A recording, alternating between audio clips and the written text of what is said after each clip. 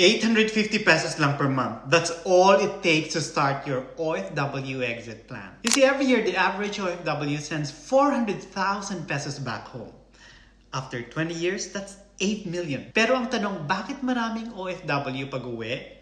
Kailangan ulit umalis. Hindi dahil kulang ang ipon, hindi dahil mas malaki ang sweldo abroad, kundi hindi dahil wala kang sistema at clear retirement plan at the very beginning. Ang biggest fear ng OFW is not having enough savings. The biggest fear they want to avoid is becoming a burden. Ayaw nating mangutang sa anak natin, ayaw nating humingi ng tulong, ayaw nating umuwi na walang-wala. So what if I told you that a tiny piece of your remittance, just 850 a month, can be the foundation of your retirement income? So in this video, I'll show you how to turn remittance into a real exit plan. You can finally go home to the Philippines with dignity on your own terms.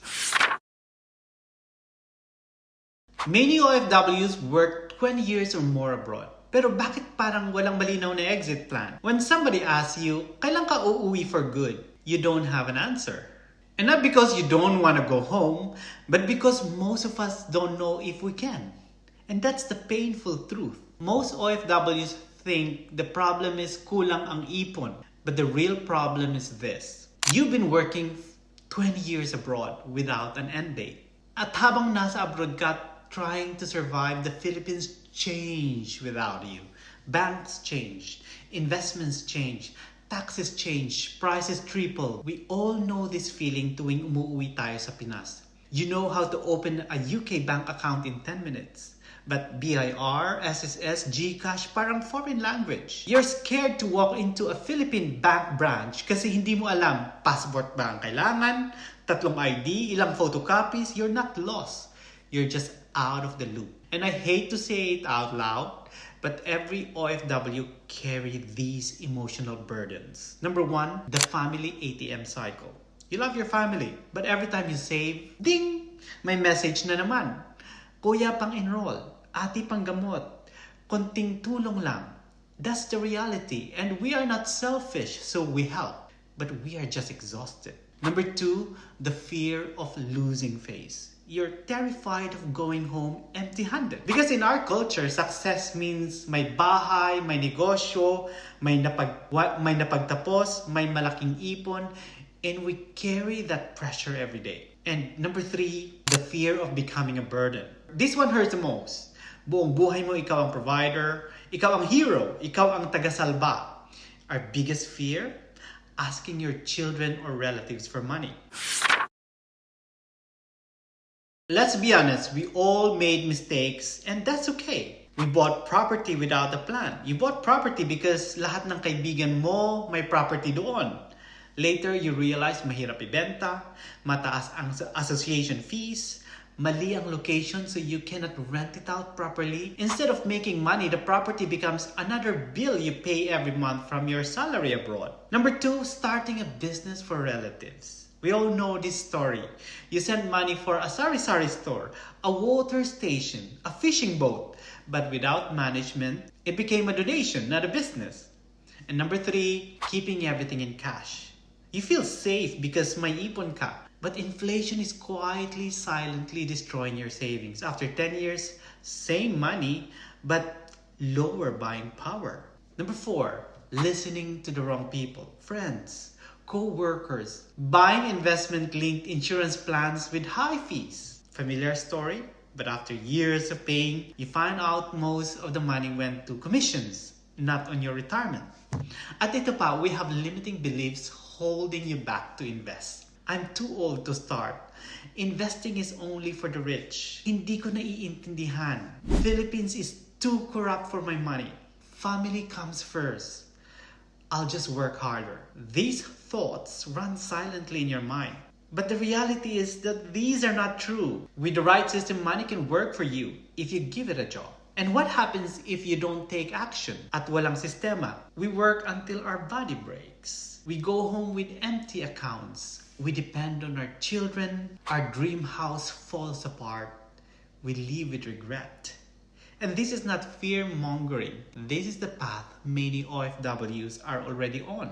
And that is why we need a 3-account system. This is the foundation of your exit plan abroad. First, build passive income, 50 or 100,000 a month. Account 1, pay yourself first with an investment account. This is the account where your 850 amount grows into a future passive income, reinvesting maturities and dividends and scaling up over time. You see, most OFWs think passive income requires millions, but you can start with 850 a month. That's 10,000 a year we talked about, using the MP2 ladder strategy. You open 5 accounts, 1 account each year, put 10,000 a year. From account 1, invest it in MP2. After 5 years, 1 MP2 matures every year. You reinvest every maturity. And this is how your 850 pesos a month becomes a growing investment base, a predictable yearly payout, a future passive income stream of 50 or even 100,000 a month. It's simple, government-backed, low risk, it's consistent. Then you move on to account 2, your protection fund. This is the fund that protects you from the OFW's biggest fear. Ayokong maging pabigat sa anak ko. See, your goal is 1.2 million. If we break it down into 10 years, that's 120,000 a year or 10,000 a month. But here's the trick. You don't have to save the entire 10,000.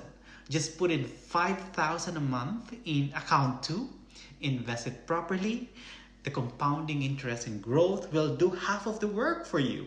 This is how OFWs build a safety net without sacrificing their entire salary.